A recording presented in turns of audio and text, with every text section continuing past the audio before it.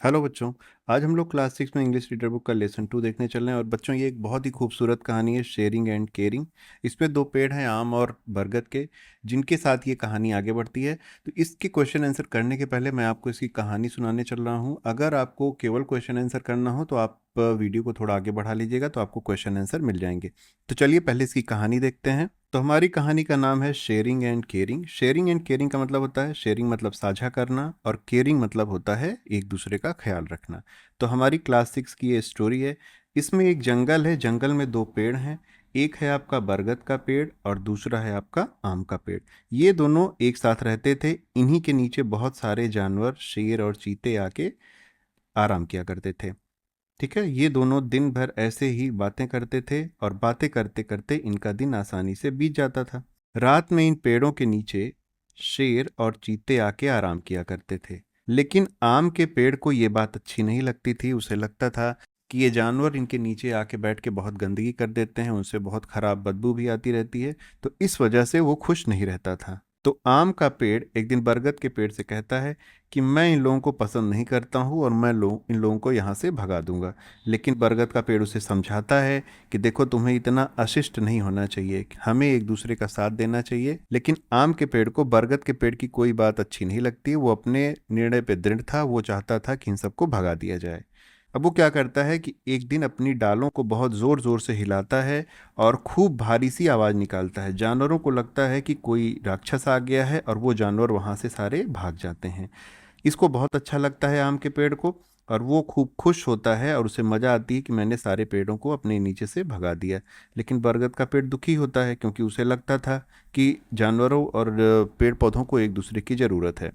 अब क्या होता है कि अगले ही दिन दो लकड़हारे आते हैं, हाथ में उनके कुल्हाड़ी थी। वो पहुंचते हैं पेड़ों के पास और देखते हैं कि यहाँ पे कोई जानवर वगैरह नहीं है। तो दोनों लकड़हारे एक दूसरे से बात करते हैं कि देखो, यहाँ पे कोई जानवर नहीं है, ना ही कोई इंसान है, तो इस पेड़ को हम लोग बड़ी आसानी से काट सकते हैं। ये बात आम का पेड़ सुनता है और वो बहुत दुखी हो जाता है। अब वो आम के पेड़ को काटना शुरू कर देते हैं। जब वो आम के पेड़ को काटते हैं तो आम का पेड़ दर्द से कराहने लगता है और चिल्लाने लगता है।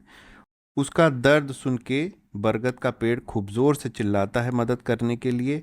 यहाँ पे ये आम का पेड़ है जो कि दुखी है, और बरगद का पेड़ चिल्ला रहा है कि आओ मेरी मदद करो। अब उसकी आवाज़ सुन के जंगल के जितने भी जानवर थे वो तेजी से उसकी तरफ भागते हैं और भाग के उन पेड़ों के पास आ जाते हैं। उन जानवरों को देखकर दोनों लकड़हारे जितनी तेज भाग सकते थे उतनी तेज भागते हैं, साथ में अपनी कुल्हाड़ी भी वहीं छोड़ देते हैं। उनके जाने के बाद आम के पेड़ को ये बात समझ में आती है कि पेड़ पौधों को और जानवरों को एक दूसरे की ज़रूरत है। एक दूसरे के बिना ये लोग खुशहाल नहीं रह सकते हैं। तो इस कहानी से बच्चों हमें समझ में आता है कि एक दूसरे के बिना हम कुछ भी नहीं हैं। एक दूसरे की हमें ज़रूरत पड़ती रहती है, चाहे वो पेड़ हो चाहे जानवर हो। मनुष्य है तो मनुष्य को भी पेड़ों की, जानवरों की भी ज़रूरत पड़ती है, उन्हें भी हमारी ज़रूरत है। तो चलिए इसके क्वेश्चन आंसर को देखते हैं। हमारा पहला क्वेश्चन है, आंसर द फॉलोइंग क्वेश्चंस। पहला क्वेश्चन क्या है? What did the mango tree and the banyan tree do all day long? तो इसका मतलब हो जाता है कि आम का पेड़ और बरगद का पेड़ दिन भर क्या किया करते थे। तो इसका आंसर होगा, they talk to each other and enjoyed all day long. They talked to each other मतलब वो एक दूसरे से बातें करते थे, and enjoyed all day long और पूरे दिन भर मजा करते थे। अगला प्रश्न है, why did the mango tree want to drive the animals away?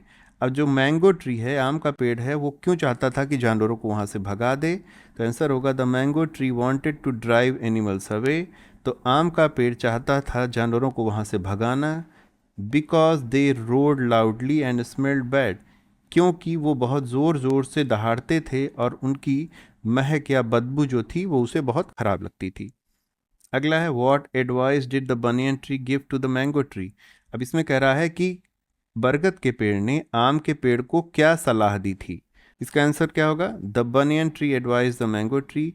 बरगद के पेड़ ने आम के पेड़ को सलाह दी, नॉट टू बी रूड, इतना अशिष्ट न हो, एंड टोल्ड हिम और उससे कहा, दैट कि trees and animals need each other, पेड़ और जो जानवर हैं उन्हें एक दूसरे की ज़रूरत है, and must live in harmony, और उन्हें तालमेल के साथ रहना चाहिए। अगला है, what happened when the banyan tree cried out for help?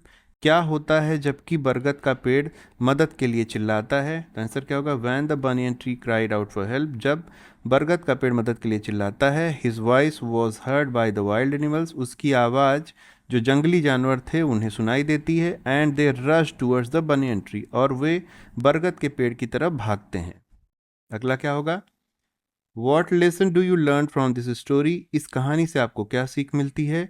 The lesson is that trees and animals need each other, इस कहानी से हमें समझ में आता है कि हमें एक दूसरे की ज़रूरत होती है, चाहे वो पेड़ हो चाहे एनिमल्स हो। And friends is born through caring and sharing, और दोस्ती का जन्म होता है एक दूसरे का ध्यान रखने से और एक दूसरे से साझा करने से। अगला पार्ट है mark tick for the correct statement and cross for the incorrect, तब को सही गलत बताना है। जो गलत हैं उनके नीचे मैंने सही वाले सेंटेंस भी लिख दिए हैं। पहला, जैसे कि the banyan tree wanted to drive the animals away, तो क्या बरगद का पेड़ था वो जो चाहता था कि एनिमल्स वहाँ से भाग जाएं? ये गलत है। तो mango tree wanted to drive the animals away, सही ये था। अगला हो जाएगा there was a demon in the mango tree, तो वहाँ पे मैंगो ट्री में एक राक्षस था, तो गलत था।